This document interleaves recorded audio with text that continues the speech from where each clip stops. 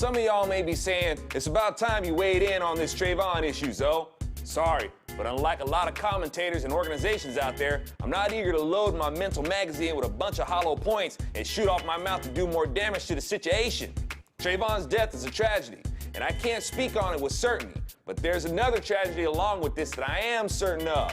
That being the Afrocentrics getting ashy-knuckled angry over this. Yet are pretty quiet about blacks killing each other more than any other ethnic group in America. Afrocentrics call me a sellout. Yet between blacks going in and out of Planned Parenthood to kill their own kind off, violent crimes, and making songs glamorizing and fantasizing about killing other blacks, it's not at all hard to imagine hood rats behind hoods and sheets. Now how's that for tragedy?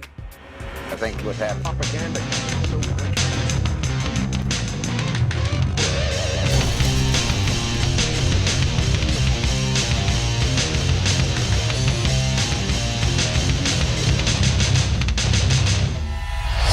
As I was saying, blacks kill blacks all the time. Why is the death of Trayvon gotten the Afrocentrics so angry all of a sudden? Oops. Sorry, wrong Trayvon. Unfortunately, he was shot to death too. But since his shooter was most likely a black man, who cares? Trayvon's death... Oh, wait. Sorry, that's another Trayvon that was shot to death. My bad. Let's try this again. Oh, dang. Still, the wrong Trayvon. But he was gunned down too. But I don't remember Al Sharpton calling national attention to his death or the new Black Panther Party putting out a bounty for his killer. Surely by now we got the right picture of Trayvon. Oh man, I'm sorry. Still not the right picture. This Trayvon was killed serving our country, so you know he ain't gonna get any love because as far as the liberals and Afrocentrics are concerned, he had no business volunteering to go to steal someone else's oil. I guess my point is lots of blacks get murdered all the time. A few have even been named Trayvon. Now, the Afrocentrists will say, oh, well, where were you? What were you doing to help the situation? I was working on making an honest living and not contributing to the statistic, while people like you call me an Uncle Tom for it, while you still qualify black men who committed crimes against each other as real black men and made excuses for them. I personally don't want to express my speculations about what transpired between Trayvon and Zimmerman.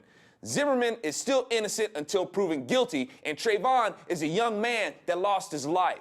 Whether it was this Trayvon or this one, we don't know why he was killed, and certainly shouldn't be considering if he deserved to be killed because of some supposed pictures of him flipping off a camera. Like you don't have pictures of you flipping off the camera.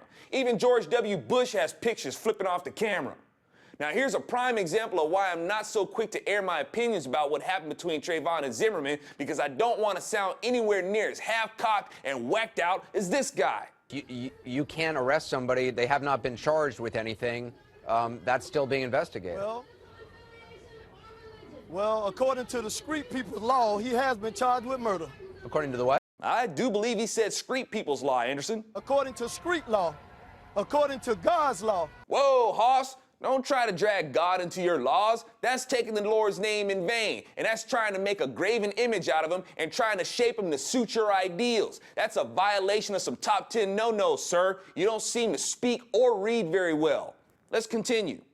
And I want to say I don't obey the white man's law. I don't follow the American law. The American law does not protect me, Anderson. I'm not a citizen, so I have no right to respect the American law. I talk about this in my audiobook, Weapon of Mass Destruction. Now listen very carefully. Afrocentrics try to make the case that the Constitution doesn't recognize the personhood and rights of blacks, which means that Afrocentrics are to this day still trying to make the same case that the proponents of slavery were making. If those pro-slavery white folks were alive today, their jaws would be on the floor because they see these numbskull Afrocentrics trying to interpret the Constitution the way they did. They would say, dang, if only we had these passionate Negroes back in our day making these same arguments for us that the Constitution says blacks aren't people and have no rights, dadgummit, slavery would still be legal. These mush-minded militants don't seem to understand that interpreting the Constitution as a pro-slavery document is not a display of enlightenment. This dude is a chosen leader because of how much of a victim he can make the black community out to be. Hey, dude, you want some cheese with that wine? They try to look so hard and tough with their berets and their stoic faces, all the while going, boo-hoo-hoo, the white man is so mean to me. And I'll say it again. People like this make the black community look like the biggest bunch of punk sissies on the planet. I'd ask them if they just go away too, but this is how they respond. Trayvon Martin's family, they don't want you there. They don't like what you're saying, Well, and yet you seem unwilling to listen to that. We represent the millions of black people that want us here today. So we love Trayvon's family, and we will continue to support them in everything we do, but we're calling for justice. Again, I want to say to Trayvon's family, you got to have a military. You got to have a military to defend your interests. So again, we love you, but we're going to continue to support you, regardless of the millions of white folks and the Uncle Tom Negroes. We're going to continue to stand up for this family. We're going to stand up for justice in America and throughout the world. So are you saying that they are, to use your phrase, Uncle Toms? Are you saying that about Trayvon Martin's family? Because they're saying they don't want you. I'm talking about the Negroes who are complaining.